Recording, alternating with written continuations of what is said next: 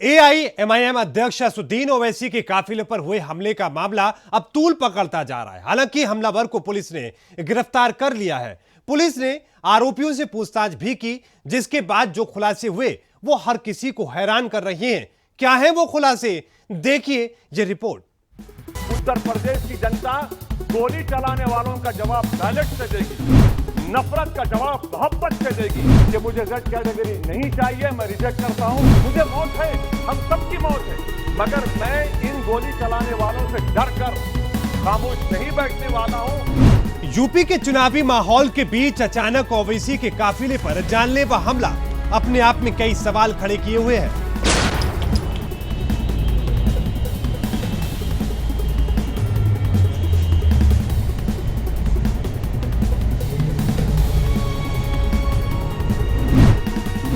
मौत है, हम सबकी मौत है, मगर मैं इन गोली चलाने वालों से डर कर खामोश नहीं बैठने वाला हूं। सवाल नंबर 1, आखिर इतनी सुरक्षा के बीच ओवैसी के काफिले पर हमला हुआ कैसे?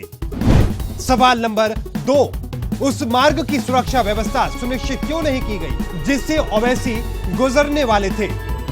सवाल नंबर 3, अगर सुरक्षा व्यवस्था ठीक थी तो हमलावर हथियारों के साथ टोल प्लाजा तक कैसे पहुंचे? सवाल नंबर 4, हमलावरों को कैसे पता चला कि ओवैसी टोल प्लाजा से होकर गुजरेंगे? सवाल नंबर 5, आखिर ये हमला चुनावी माहौल के दौरान ही क्यों किया गया? सवाल नंबर 6, आखिर दोनों हमलावरों का आपस में क्या लिंक है? सवाल कई हैं, लेकिन जवाब अभी मिलने बाकी है। हालांकि इन सब के बीच सबसे बड़ा सवाल यह है कि आखिर हमलावर कौन है और उनका असल मकसद क्या है। तो आपको बताते चलें कि इसका जवाब भी खुद हमलावरों ने ही दे दिया है। दरअसल हमले के तुरंत बाद एक हमलावर को पुलिस ने मौके से ही गिरफ्तार कर लिया था। अब क्योंकि मामला ओवैसी पर हमले का था, यानी हाई प्रोफाइल केस है, तो पुलिस ने दूसरे आरोपी को पकड़ने में भी देरी नहीं की।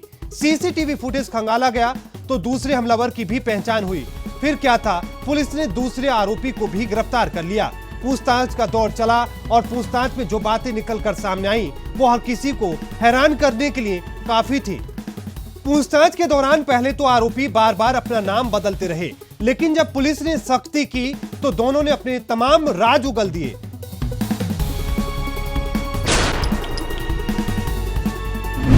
आरोपियों ने बताया कि उनकी नाराजगी ओवैसी से ज्यादा उनके भाई अकबरुद्दीन के लिए थी। उनका मकसद ओवैसी की जान लेना नहीं, बल्कि ये संदेश देना था कि वे नफरत की राजनीति छोड़ दें।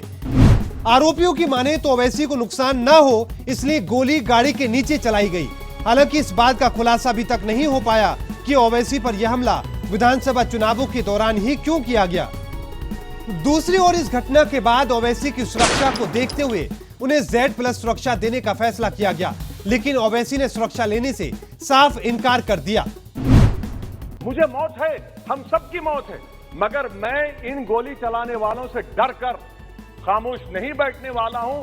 और मैं दुआ करता हूं कि उत्तर प्रदेश में पुरअमन पोलिंग होगी इंशाअल्लाह। उत्तर प्रदेश की जनता गोली चलाने वालों का जवाब बैलेट से देगी, नफरत का जवाब मोहब्बत से देगी और कमजोरों को दबाने का जवाब हिस्सेदारी से देगी। मेरी आपसे गुजारिश है सर कि मुझे जेड कैटेगरी नहीं चाहिए, मैं रिजेक्ट करता हूं। आप इंसाफ करिए सर, उस पर यूएपीए लगाइए। और इनके दिमाग कौन है?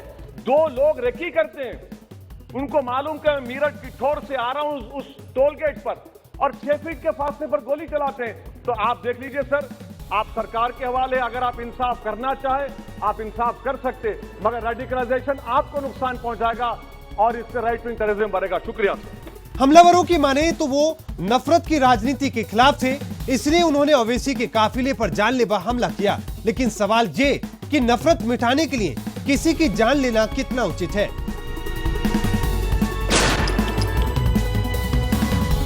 किसी पर हमला करके कौन सी मोहब्बत फैलाई जा सकती है? ये तमाम सवाल समाज के उन लोगों के लिए हैं जो किसी की जान लेकर अपनी नफरत को अंजाम देने की चाहत रखते हैं। खैर, मामले की जांच की जा रही है और कई अहम सवालों के जवाब अभी मिलने बाकी हैं।